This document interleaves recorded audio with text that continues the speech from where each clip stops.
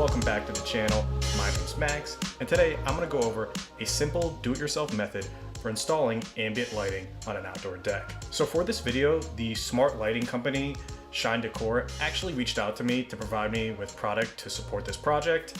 They had seen my Gobi video as well as my do-it-yourself outdoor speaker installation video, and they wanted to know if they could provide any kind of product for any upcoming projects and videos.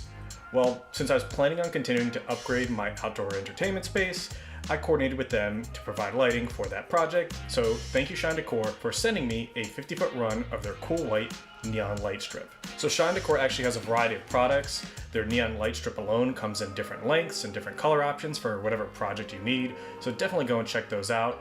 Mine just happened to be 50 feet long and white lighting since that's what I needed for my project. So I'll include an Amazon affiliate link to the specific product and setup that I received if you're interested, and I'll also include a link to their full store. Purchasing with this link does support the channel, so as always, thank you so much for that in advance. So let me show you what came with the lighting kit, and then we can actually get into the install itself.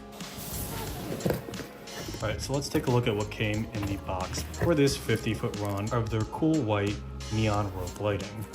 You can see we have this big spool, which I gotta imagine is all of your lighting. So it is nicely wrapped on here, which will make installation a lot easier.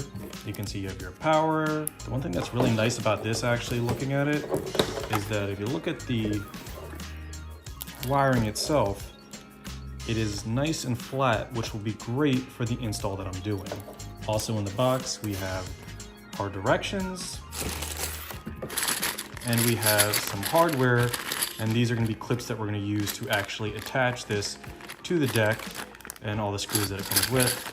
So something a little interesting that I saw when I was reading through the directions was the fact that these are not actually weatherproof by default. There are actual several extra steps you have to take to create a waterproof seal, so that means we're going to need a little bit of extra materials in order to do this run and have it safely waterproof for a final connection. As always with anything electrical, as soon as I receive it, I like to make sure that it works properly by plugging it in, and this works great, and wow, that is bright. So this should look great on the deck. And so taking a look at the LED lighting, you can see that it has a main side here where a majority of the light comes out.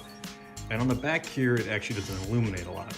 That is because these clips are actually designed for the light to be inserted this way. So I'll be drilling these into the base of the deck for this install in whatever direction that I need for the ambient lighting that I want to display on that decking. Let's move on to the other materials that we need and then get to the install itself. So per the directions, this is actually not 100% waterproof as it comes out of the box. You do have to do a little bit of work to get it to that state. We're going to start by disconnecting the two power wires. Then we're going to slide over a heat shrink tube. And we are going to reconnect and apply some silicone water sealant as an adhesive and a barrier. And you can go ahead and slide up your heat shrink tube. Don't worry about that extra sealant. You can always wipe that off when you're all done. Slide up as much as possible. Mine was a little bit tight, so you might want to go a little bit bigger. This is 3/4 of an inch. So a bigger one might have been a little bit easier for this type of connection. I'm gonna go ahead and wipe off that excess sealant. And finally, we take our heat gun and being careful not to get the wire and the neon too hot, we're going to heat up. See it tightening up along our wire to give us that waterproof seal.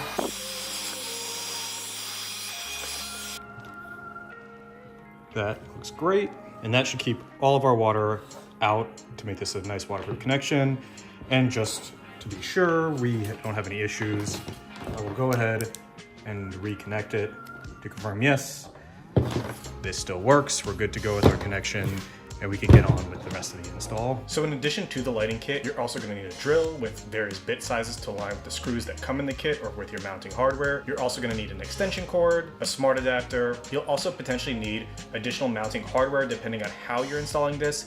We'll get to that a little bit later in this video and what I required, but the specific mounts that Shine Decor provides with their kit will not work for all setup intents depending on what your project is. I also have this running into the larger outdoor connection box that I've featured in other videos. So if you need something like that to house all your outdoor connections, make sure you purchase one of those as well. I'll include links to all of these products in the description if you're interested in purchasing any of the items that I'm displaying today. And installing this strip was actually pretty simple. The biggest issue that I had was the clip design that come with the kit itself. They're designed to be mounted horizontally against something versus having the flexibility in design to have mounting functionality on top of or underneath of a structure when you're drilling in. This means for my chosen install location underneath the banister of my deck, the only place I could use the provided clips was along the deck posts. Now, this kind of worked for getting my strip into place, but presented of the issue that those posts are so far apart that I had this drooping effect in between the connections. Essentially, I needed additional hardware to keep my wire nice and flush with the bottom of the deck support. So to solve this issue, I purchased some stainless steel 1x1 inch L brackets and placed them every 1 to 2 feet along my install to keep this running flush where I wanted it to be. This was cheap and easy and kept the wire nice and tight for my setup. And I did this method around the entire deck. The only time I really had to deviate from it was when making a hard turn, or else when I had to do the run underneath my staircase for the final stretch of the install. So my overall process was to first mount every single clip against a support post. I then did a pre-run of the actual lighting from post to post to make sure I had the length correct. And then starting from the very beginning, I went between the posts where I had the provided mounting and used the L brackets to screw in and press up the wire as I went, making sure it was nice and tight. As I did this, I would pull the wire tight because it pinched it enough where I could get a nice tight pull and make sure to minimize the space in between the different mounts, which I think worked really nicely. Once this was all set up, all I had to do was plug in the extension cord while utilizing the outdoor connection boxes to keep the connections safe from elements, and then run that extension cord to my smart outlet for an easy control from my phone or Amazon Echo device. From there, I just had to wait till dark to see what the final effect looked like. And here you can see the final result.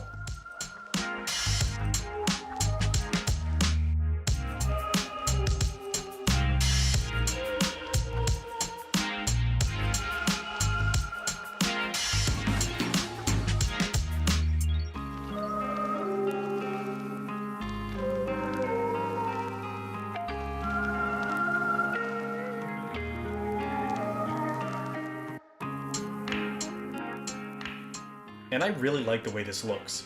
It adds amazing ambience to the deck and really completes the space, especially for evening hangouts. The Shine Decor lights work great and are so bright. It's nice to even have them on when we aren't entertaining and are simply just using my backyard space. Honestly, my only issue with these were the limitations with the provided mounting clips, but that was easily overcome with some cheap hardware. Again, I will link their product along with the other products I used in this video in the description below if you're interested in doing this project or using similar techniques in your mounting. But yeah, that's all I had today. Hopefully this will be helpful if you're interested in doing some do-it-yourself lighting in your outdoor space. And if you like this content and you want to see more, please like, comment, and subscribe to see more. As always, thank you for watching. Until next time.